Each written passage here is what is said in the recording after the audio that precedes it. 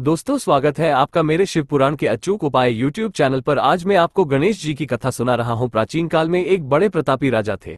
उनका नाम नल था। उनकी अत्यंत रूपवती पत्नी थी। उसका नाम था दमयंती। राजा प्रजा का पालन मन लगाकर करते थे, अतः वे स्वयं सुखी थे और प्रजा भी पूर्ण सुखी थी। किसी प्रकार का कोई दुख नहीं था। पर किसी शापवश राजा नल विपत्तियों की बाढ़ में बह गए। उन पर इतनी विपत्तियां पड़ी जिनकी कोई गणना नहीं। उनके हाथीखाने में अनेक मदमस्त हाथी थे जिन्हें चोर चुरा कर ले गए। घुड़साल के सभी घोड़ों को भी चोर चुरा ले गए।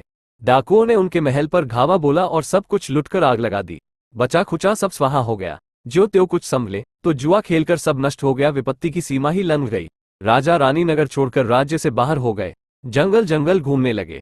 पति पत्नी एक तेली के यहाँ पहुंचे। तेली ने दोनों को आश्रय दिया। उसे ज्ञात नहीं था कि ये नल और दमयंती हैं। नल को कोल्हू के बैल हाँकने का काम सौंपा और दमयंती को सरसों साफ करने का। राजा रानी ने ये काम कभी किए नहीं थे, अतः उन्हें थकान हो जाती और तेली तेलीन के कड़वे बोलों का शिकार होना पड़ता। राजा अपनी अनेक जान पहचान की जगहों पर भी गया, पर शाप के कारण हर स्थान पर उनका अपमान हुआ। जंगल घूमते घूमते राजा रानी से बिछुड़ गया, जहां तहां भटकने लगा। दमयंती जंगल में अकेली रह गई।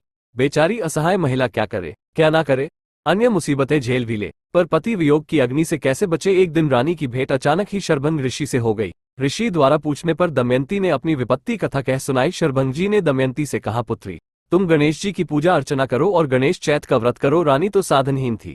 जो त्यों करके उसने गणेश व्रत किया। उस व्रत के प्रभाव से रानी को उसका पति मिल गया और पति को खोया हुआ राज्य मिल गया। राजा रानी गणेश जी के भक्त हो गए। श्री गणेशाय नमः।